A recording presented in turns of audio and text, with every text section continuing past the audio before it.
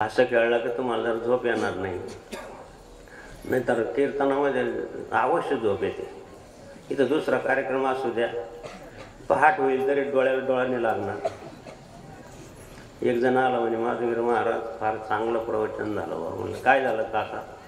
काही नाही म्हणे, 1.5 महिन्यापासून डोळाच नव्हता लागला. 1.5 तास कुठं निघून गेला काही समजलं. खांबाला टेकून बस, एक दारुड्या पण खांबाला टेकून बसला, लागला बडबड करा. ऐ स्वयंसेवक धावले, ऐ गप्प बाबाचं प्रवचन ऐक, गडबड करू नका. तरुण मंडळी 101 तरुण मंडळी, त्याला एक झापड मारली तर 4 कोराटे खायचे. दारुड्या असं असतं. त्या खांबाला टेकून बसला, ऐकलं प्रवचन. सगळे गेले उठून, तर तसंच तिडा पाडला, तोंड वासून.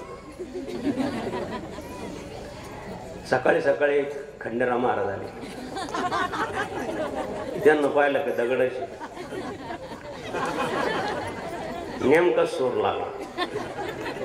मिले सूर मेरा तुम्हाला. काय रे, रात्री प्रवचन लई गडबड केली, स्वयंसेवक गेले. कसं वाटलं प्रवचन? ऐकलं का? मग ऐकलं ना, सकाळपर्यंत ऐकलं. माहिती तुम्हाला, फक्त सकाळी सकाळी थोडं खारट लागलं. प्रवचन खारट राहतं. श्रीराम जय राम जय जय श्रीराम जय राम जय जय राम श्रीराम जय राम जय जय राम श्रीराम जय राम जय जय राम. प्रवचन एक तर गुरुदेवांचं वचन, एक तर शास्त्र वचन, एक तर संत वचन, त्याला प्रवचन म्हणतात. तुम्ही कथा ऐकल्याचं शिवकथा. जनार्दन स्वामीचा अनुभव सांगतो तुम्हाला. हे शिवरात्री दिवशी जाणं झालं नाही मला. नाशिकहून वेरूळला झोपलो, काही कामानिमित्त खूप कामाची प्रवृत्ती असायची. तिकडे जनार्दन स्वामीला ध्यान आलं की माझं बाबाने आले. मी नंतर गेलो, आणि काय माझं बाबा तुम्ही याला नाही आले शिवरात्रीला? म्हणून बाबा कामात थोडं नाही आलं. शिवरात्री दिवशी स्वप्नामध्ये जनार्दन स्वामी आले, त्यांनी मला महामृत्युंजय मंत्रार्धच सांगितलं. शिवपुराणाबद्दल सांगतो, लक्ष देऊन ऐका. माझ्या साधका करताय म्हणून या अर्धच सांगितलं. तुम्ही शिवपुराण वाचा. आता स्वभाव असा आहे की मूळ पाहिजे, ओरिजिनल पाहिजे. शिवपुराणची संस्कृत श्लोक हे 25,000. तुम्ही जे वाचतात ते प्राकृत शिवपुराण आहे. संस्कृत श्लोक आणि त्याचं हिंदीमध्ये भाषांतर असं चौखंबा बुक डेपोचं श्री आनंद माझे ज्येष्ठ गुरुबंधू ज्ञानेश्वर माऊली म्हणजे ज्ञानगिरीजी महाराज आणि काशीला चालले म्हणून बाबा मूळ शिवपुराण पहा कुठं मिळालं. आता ही गोष्ट 78-79 सालची असते, 80 सालची असते. पुस्तकं नव्हते आम्ही, आता पुष्कळ पुस्तकं झाले. जास्त झाले तर मग बाबाला ग्रंथालय काढून दिलं, वाचा. ते नाणलं आणि ते शिवपुराण वाचायला मला 2.5 वर्ष लागले. थोडं थोडं वाचायचं. 25,000 श्लोक. आज संस्कृत येत नाही, पण त्याचं मराठीमध्ये हिंदीमध्ये भाषांतर व्हा. किती वर्ष लागले? 2.5 वर्ष. 5 दिवसात शिवकथा किती झाली असेल? ठीक आहे, गोष्टी लोकांना कशानं पण शिव ऐकलं तर पुष्कळ झालं. ऐकल्यानंतर सद्गुरू जनार्दन स्वामी नेमके श्रवणगिरी महाराज साक्षी आहे. आमचे संतोषगिरी महाराज पण साक्षी, ते बाबाजींच्या सेवेला होते. बुधवारच्या दिवशी जनार्दन स्वामी कुठं जात नव्हते, पण बुधवारच्याच दिवशी गोकुळाष्टमी होती आणि त्याच दिवशी जनार्दन स्वामी आले. जनार्दन स्वामीचं सांगायचं आहे. तुम्ही सर्व जनार्दन स्वामीला पाहिलेलं नाही, पण अशी महापुरुष दुर्मिळ माणूस. दुर्लभ हो मनुष्य देहो देही नाम क्षणमंतर तत्रापि दुर्लभ म्हणजे वैकुंठम प्रिय दर्शनम. त्या वैकुंठाधिपतीला जी प्रिय आहे ते तुम्हाला सांगते, जे तुम्ही पाहिलेलं नाही. त्यांच्या नावानं तुम्ही एवढ्या संख्येनं आला. शिवपुराण वाचन झालं होतं आणि गोकुळाष्टमी दिवशी आले. 12 वाजले, जन्म झाला. आम्ही झोपलो भजन करू. जनार्दन स्वामी आले तर उठले. परत बाबाजींना कुट्यात वगैरे घेतलं. अशोक साक्षी आणि बोला माझं भावाला बोला. आल्यानंतर बाबाजीला तर रात्रभर झोप नसायची, ते पाय तडतड करायचे, तपश्चर्यानं पाय गेले होते, ते पाय दाबायचं आणि रात्रभर सेवा करायचं. आणि सवय लागली पहिल्यापासून जनार्दन स्वामीचं. रात्रभर दिवसभर काम करायचं, रात्री सेवा करायची.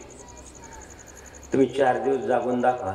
आता उद्या सकाळी तुम्ही या किंवा परवा दिवशी राहुलगीर महाराजकडे पाहतो, जशी काही घेतली त्यांना असं दिसेल. कारण वेळच नाही झोपायला. झोप जरी जरी ती तमगुणी तरी ती हितकार आहे. झोपलं नाही तर आमच्यासारखे लोक, बरं तुम्ही इंडियानं 15 दिवस तर गाडीचे खाली उतरलं तर त्याला वाटलं आपली गाडी का दुसऱ्याची काय असं होऊन जाईल. आपलंच गिऱ्हाईक का इतकी झोपेचं हे होऊन जातं. थोड्या वेळ गोष्ट जागली झोपून आता भरपूर रात्र झाली, 1 वाजला. झोपला आम्ही जाऊन परत श्रवणगीर बाबा आले.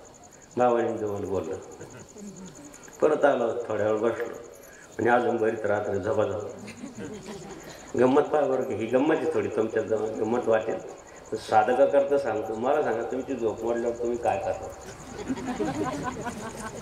टिंबटिंबानं जर झोप मोडली तर मुस काढतच, कळत नाही तुला मी झोपलो आता तू उठून नाही.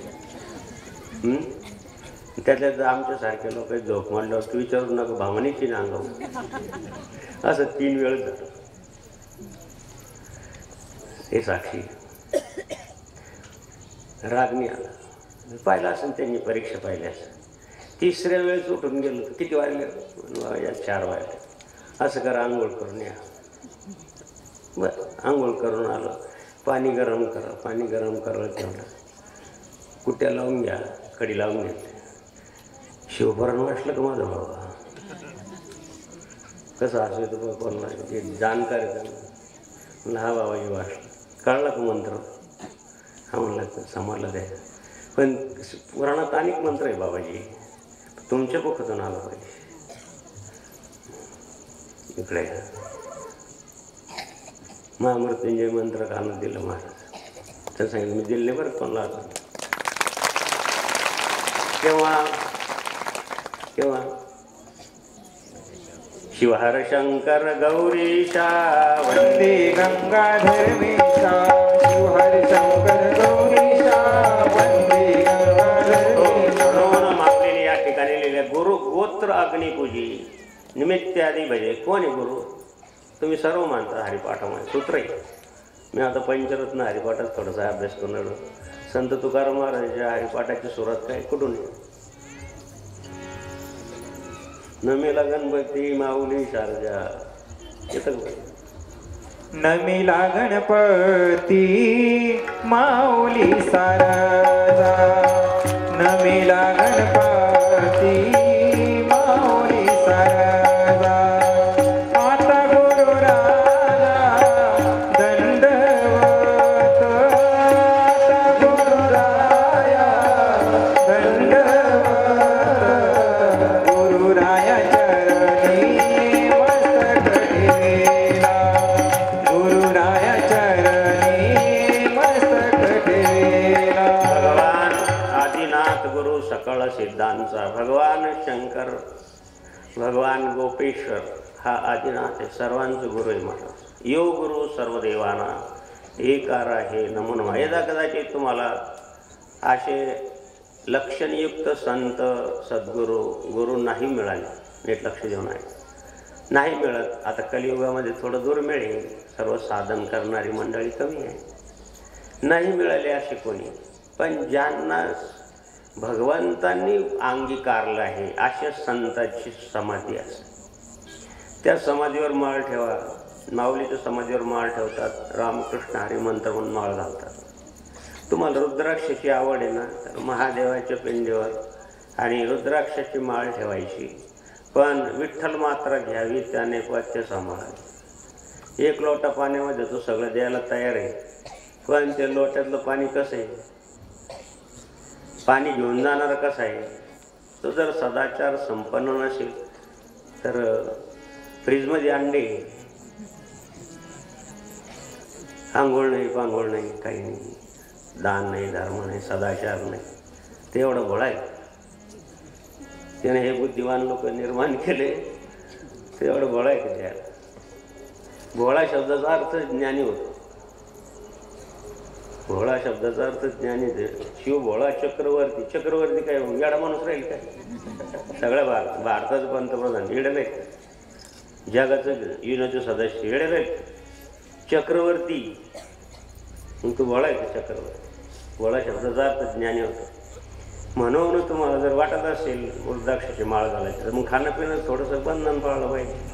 लोकांना बंधन नको. आजकाल रेडीमेड पाहिजे, सर्व ऐकतं पाहिजे. तसं नाही. मग गोपेश्वर महादेवाच्या मंदिरात ठेवू शकता, तुम्ही माळ घालू शकता.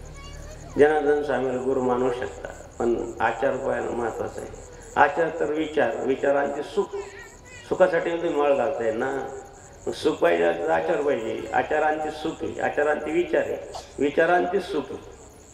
आणि म्हणून देव तो भगवान शिव आदिनाथ त्याची स्थापना या ठिकाणी. स्थापना करण्याचे फार नियम आहे. आता आम्हाला तर शास्त्र किंवा पुराण वाचल्यामुळं आम्हाला सांगावंच लागतं, कारण त्याला करतो. सगळ्याला माहिती आहे मीडियाच्या माध्यमातून की भगवान श्रीरामाची प्रतिष्ठा झाली 1 वर्षापूर्वी 22 जानेवारीला. ब्राह्मणानं भीतीनं सांगितलं की तुमच्या हातानं पंतप्रधानाच्या हातानं प्राणप्रतिष्ठा करायची. पण आमचं वचन आहे, शास्त्रवचन सांगतं तुम्हाला की तुम्हाला 8 दिवस 9 दिवस फराळ करावं लागेल, उपवास धरावा लागेल. 9 दिवस जमिनीवर झोपावं लागेल, पलंगावर नाही. माधुर्य